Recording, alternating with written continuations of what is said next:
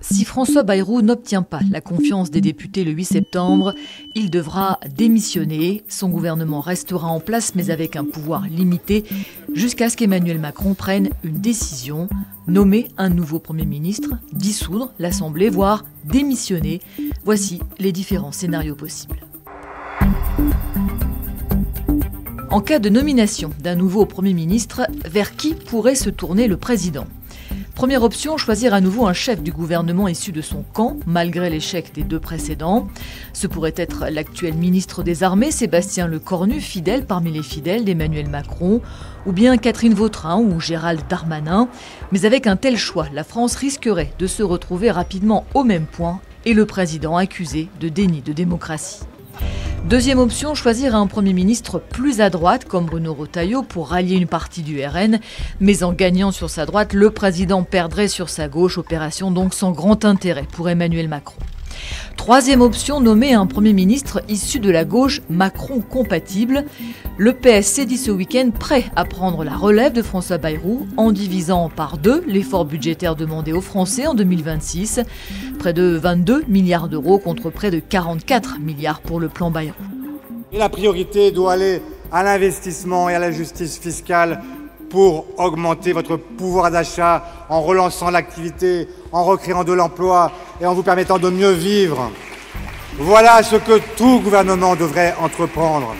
Et puisque celui-ci ne le comprend pas, eh bien, ce sera le suivant. Et nous sommes volontaires pour être les suivants. Mais personne dans l'entourage d'Emmanuel Macron ne l'imagine donner les clés de Matignon aux socialistes qui veulent notamment revenir à la retraite à 62 ans. Et même s'il le faisait, encore faudrait-il que le PS arrive à bâtir un semblant de majorité. Quatrième option, Emmanuel Macron pourrait nommer un gouvernement technique pour ramener un peu de stabilité, avec un Premier ministre comme Éric Lombard, ex-patron de la Caisse des dépôts, devenu ministre de l'économie, ou comme Pierre Moscovici, président de la Cour des comptes. Si le gouvernement Bayrou est renversé, le président pourrait aussi dissoudre l'Assemblée. Il disposerait alors d'un délai compris entre 20 et 40 jours pour convoquer de nouvelles législatives. C'est ce que réclame le Rassemblement national, persuadé de pouvoir faire mieux que ses actuels 123 sièges et d'obtenir cette fois une majorité. Il est évident que dans la situation actuelle, je ne vois aucune autre solution que de se tourner vers les Français. On ne peut pas tenir 2 ans comme cela. Jusqu'ici, Emmanuel Macron a fermement écarté ce scénario. Il faut dire que le traumatisme de la dissolution ratée de juin 2024 est encore frais. Jamais dans l'histoire de la Ve République, 2 dissolutions n'ont eu lieu à 1 an d'écart. Malgré tout, c'est le scénario le plus probable aux yeux de nombreux observateurs. Au sein même du camp présidentiel, certains ont reconnu que le président risquait de ne pas avoir le choix. Il ne faut pas écarter cette hypothèse, a déclaré le ministre de la Justice, Gérald Darmanin, et l'ancien Premier ministre Édouard Philippe juge la dissolution assez inéluctable en cas de blocage.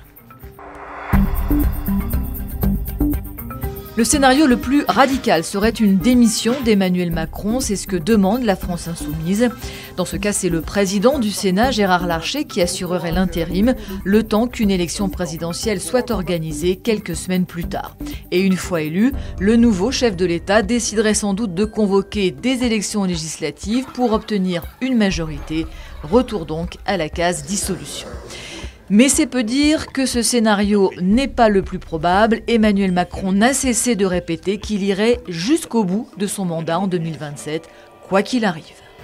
Le mandat qui m'a été confié par les Français et par personne d'autre est un mandat qui sera exercé jusqu'à son terme, conformément à l'engagement que j'ai pris à l'égard des Français, n'en déplaise y compris à ceux qui ont été défaits à plusieurs reprises lors de ces mêmes élections.